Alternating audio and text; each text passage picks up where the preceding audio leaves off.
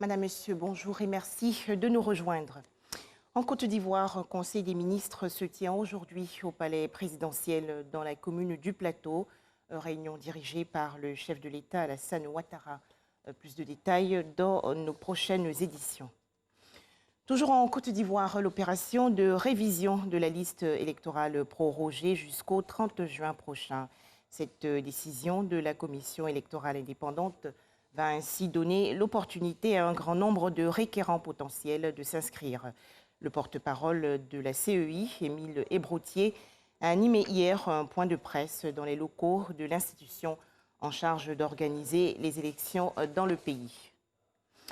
La Côte d'Ivoire va élire son nouveau président de la République en octobre prochain. Mais avant le scrutin, des journalistes ivoiriens ont participé du 1er au 12 juin dernier à Abidjan à une formation dont les travaux ont porté sur la communication en période électorale.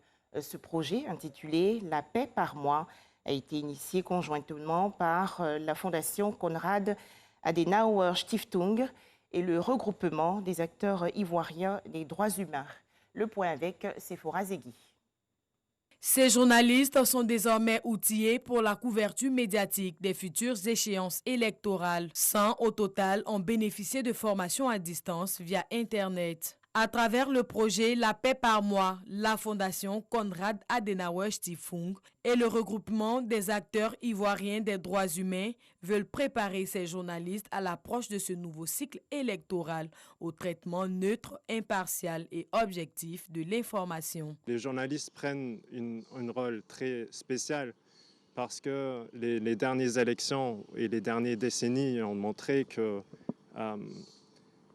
les journalistes ne contribuent pas toujours à l'édification de la paix et de la cohésion sociale. Et c'est pourquoi nous avons décidé de renforcer les capacités des journalistes pour édifier leur compréhension de la paix et de la cohésion sociale.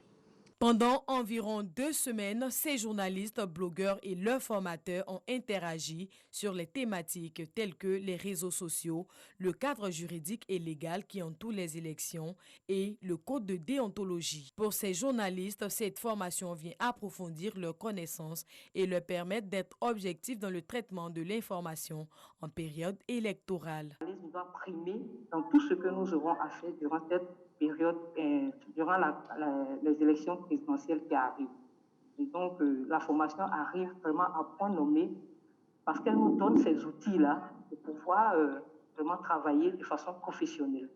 C'est dans notre comportement, dans le savoir-être et le savoir-faire surtout, que va rejaillir maintenant la formation que nous avons reçue. C'est une formation qui appelle à un changement de comportement pour ceux qui, en tout cas, se reconnaissent dans les reproches qui sont faits et qui appelle à continuer ou à améliorer encore ce qui est fait pour ceux qui, en tout cas, se retrouvent dans le bon camp. La formation, pour moi, a été l'occasion de présenter les différents cadres juridiques qui encadrent les élections en Côte d'Ivoire et de mettre cela en rapport avec le travail des journalistes. Il s'agissait donc de voir les différentes interactions qui existent entre les journalistes d'une part et les différents textes de loi qui encadrent le processus électoral. L'objectif de ce projet initié par la Fondation Konrad Adenauer Stiftung et le regroupement des acteurs ivoiriens des droits humains est de promouvoir l'implication des jeunes, des femmes et des journalistes dans la consolidation de la cohésion sociale et du dialogue démocratique dans 27 localités de la Côte d'Ivoire. En Côte d'Ivoire, 227 nouveaux cas de coronavirus ont été enregistrés hier par le ministère de la Santé et de l'Hygiène publique, ce qui porte à 7 904 le nombre de cas confirmés, dont 3 182 personnes guéries et 58 décès. Nous allons revenir sur cette information dans le journal de 13 h. C'est une première au Mali. Le dialogue entre les leaders du mouvement contestataire M5 et les représentants de la majorité présidentielle s'est ouvert hier. Les deux partis opposés se sont rencontrés à Bamako, la capitale.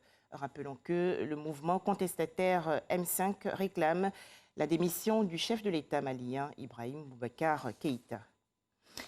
L'actualité en France, le parquet a requis hier des amendes d'un montant total de 8,2 millions d'euros à l'encontre du groupe pharmaceutique français Servier et une peine de 3 ans de prison ferme contre son ex numéro 2, jugé à Paris, la capitale, dans l'affaire du scandale sanitaire du Mediator.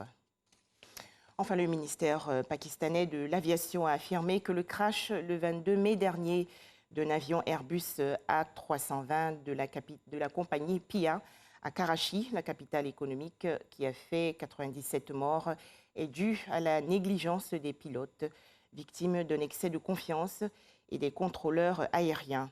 Le ministère pakistanais de l'Aviation a présenté un premier rapport sur l'accident devant le Parlement. Voilà, merci de nous avoir suivis. L'information revient à 13h dans le cadre du journal.